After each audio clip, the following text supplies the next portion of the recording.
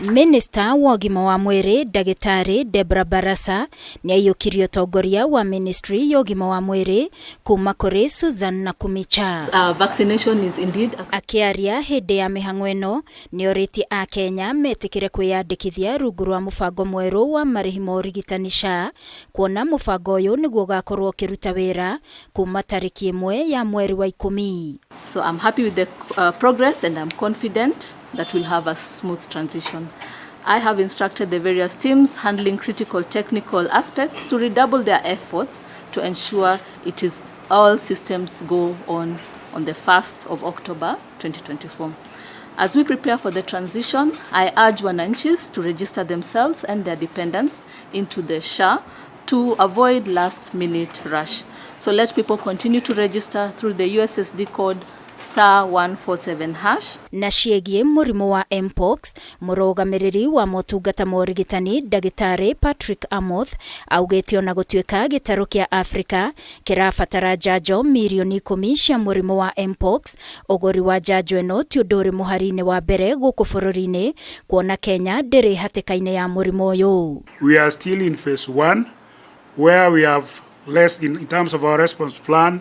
We have 3 phases. Phase 1, less than 99 cases. Phase 2, 101,000 cases. Phase 3, more than 1,000 cases spread all over the country. So for now, vaccine will not be a top priority.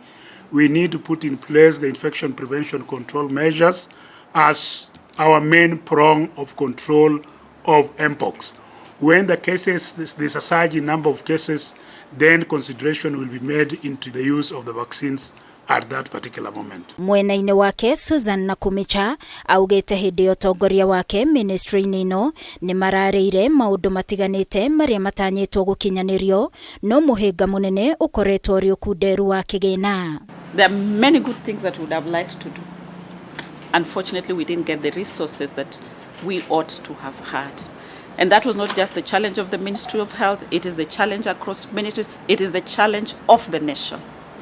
Until we get to a space where we bake a big cake, then we may continue to have some challenges. Social Health Authority must work to ensure that resources are raised to deliver health care. Na Kumicha nĩ erahĩire gũkorwo anyitĩte itemi kwarĩra maũndũ matiganĩte ministry-inĩ ĩno, no na kũrĩ ũguo akauga ihinda rĩake iritũ nĩ rĩrĩa arigitani maigĩte mĩro thĩ na gũtiga arwaru magĩtangĩka. I live with my head held very high because of whatever we were able to achieve. Oh, I really regret the time the doctors were on strike. It was quite a low moment for us as a ministry. You know, having to see that there are patients who need to be served and the doctors are not there to serve them.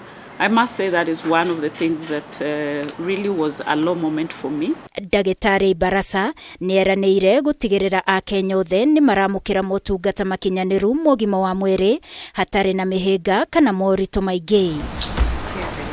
Ngĩribotera Kameme TV niĩ njĩtagwo Wangui wa Mũirũrĩ.